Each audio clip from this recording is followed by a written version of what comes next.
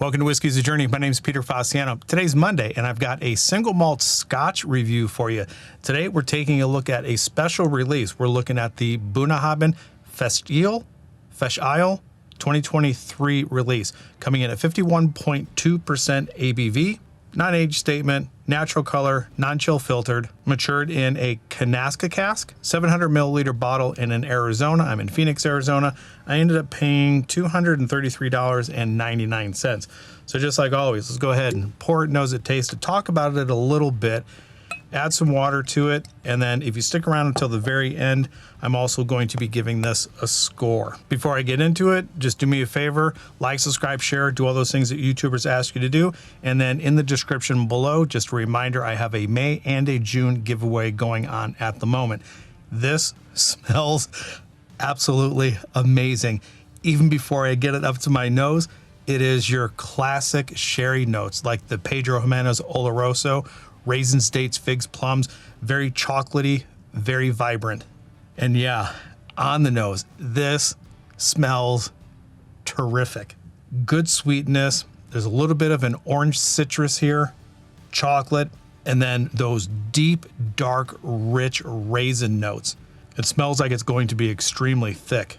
The candied note that I'm getting out of here, not only is it like a candy covered orange, but you know those root beer barrels, those hard candies that are sugary and they're in the shape of a root beer barrel.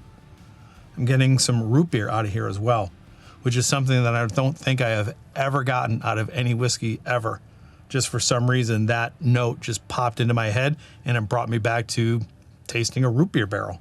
And this might sound strange, but even though it's a very powerful nose, it seems to come across as a little soft as well. Like it's going to be pretty rounded on the palate. All right, I can't wait to get into this. Cheers, everybody. Sweet, well-rounded. There's a big blast of sherry. That chocolate, citrus is coming through. And the citrus is not lemon or lime. I would say there's like an orange peel citrus in here. And there again, that root beer barrel note is coming through. Very sugary. Chocolate, a little bit oaky. Yeah, there's a lot going on in here. Pretty good depth of flavors. On that first sip, I would say the finish is somewhere around medium. Doesn't seem to be lingering very much. It is saturating just about every part of my mouth as possible. It's coating the tongue pretty well. It's going up underneath my tongue. Seems to be sticking to the roof of my mouth. And there is a pleasant bitter sweetness on the back end. I will typically get a little bit of a barrel tannin or an oaky note on the side of my tongue, and I'm not getting any kind of oak tannin bitterness there. It's all on the back end. At the very back of the palate, there's a little bit of a bitterness. Everything else is just all around sweetness. And I think there's a lot going on here, especially with just that first sip. So let's go ahead and get that second sip in, concentrate on any more of the notes that are coming through, and look for a longer finish. Cheers, everybody. As I was breathing in right before I took that sip, there was definitely a citrus note, that orange chocolate citrus. I think those Oloroso and Pedro Jimenez notes are coming through. Very dark, rich, sweet raisin. I wouldn't say much on the figs and dates and possibly plum. This is all dark, rich, sugary raisin. That oak note is still there. That bitterness, that dark chocolate bitterness is on the back end. And that finish is now kind of creeping into the bitterness back towards the front of the palate. It's almost like it went from the arrival to the mid palate to the finish, and then it did like a little reverse and it came back through.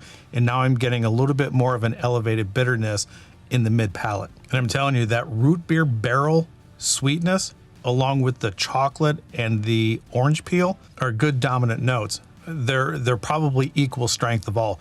The root beer, the orange, and the chocolate are kind of all wrapped together. I say this is pretty good. Let me add some water to this. I'm not going to add a whole lot. I think it took two pretty big sips there.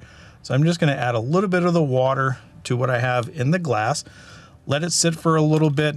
And then I want to talk about a Canasta Cask and what actually it is based on the information that I got. So what we're looking at here is Canasta Cask matured Bunnahabhain. And if you're thinking to yourself, I've never heard of a Canasta Cask before, either did I. So when I took a look at the information about the cask, this is kind of what I found.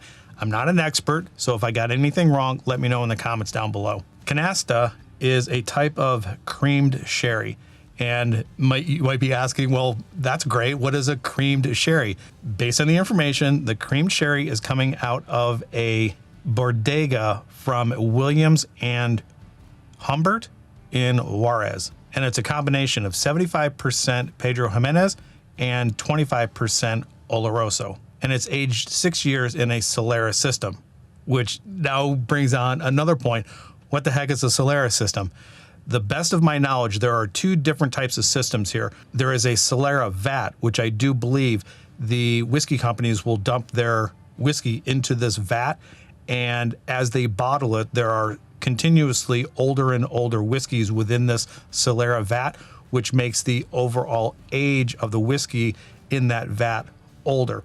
And they just keep dumping newer and newer stuff in there, and it all just mix around. But in this case, the Canasta Cask, what they end up doing is they have like a tiered system of barrels, and they age the wine in that top tier, and then it starts to trickle down into the lower and lower tiers until it reaches the bottom tier, which the oldest wine would be. And based on that, I think they are using the 6-year-old Canasta casks for this bottling. And as a little bit of a side note, the fish Isle, exactly, I don't know exactly how to pronounce that, but this festival and this release, the 2023 release, I believe Bunnahabhain had 3 tiered releases. They had a higher tier release of this festival, not this Canasta Cask, but they had a different bottling, which was pretty expensive. They had the middle tier, moderately expensive, and then they had the lower tier, which is this one. And even at that, I think it's still pretty expensive. You know, over $200 in Phoenix, Arizona. I'm sure if you were at the festival, it would have been a little bit cheaper to purchase there at the distillery. But because of the limited edition, obviously we're paying a little bit more here in Arizona. All right, now that the water had a little bit of time to do its thing in here, let's go ahead and get it on the nose one more time, taste it, and then give this thing a score. The vibrancy is still there. I think the water may have softened a little bit of the notes, but the root beer's there, the orange peel's there, the chocolate's there, that dark raisin note is there. It is just a little bit what you would expect, a little bit watered down, a little bit more reserve.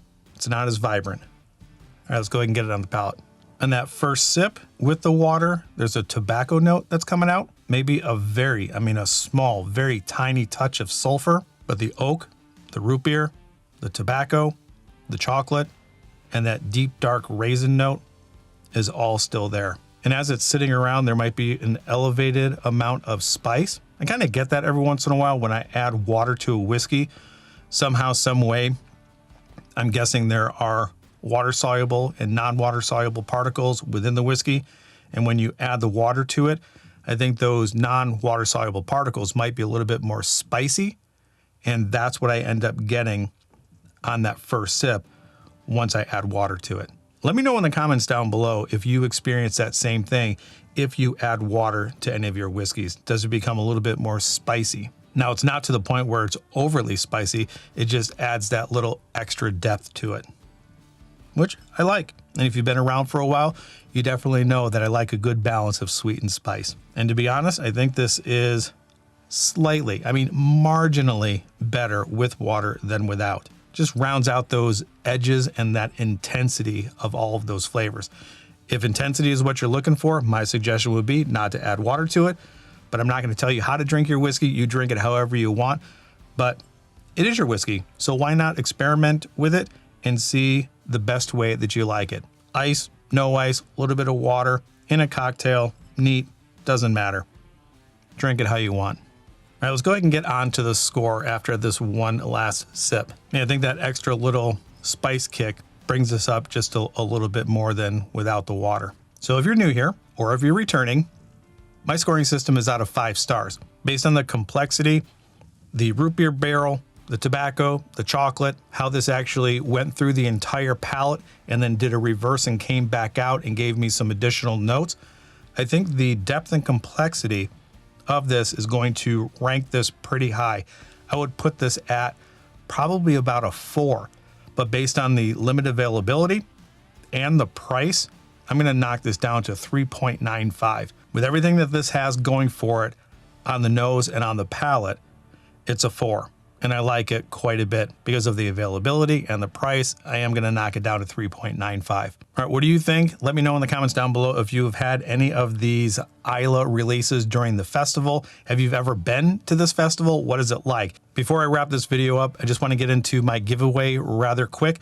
I do have all the rules for the giveaway in the description below. I have 2 giveaways going at the moment. I have my May giveaway and my June giveaway. If you're interested in winning 6 2-ounce samples of anything that I did in May, contribute to the May videos. And if you feel like the May whiskeys are not interesting, but you want to enter into a June giveaway, then donate to any video in June. Every increment of $5 is going to get you 1 extra entry. That's where I'm going to leave it. So wherever you're at in your journey, I hope you're enjoying it. And until the next time, cheers, everybody. I like this one quite a bit. When I first opened it, I wasn't really that stoked on it, but the more that I have it, the more I'm liking it.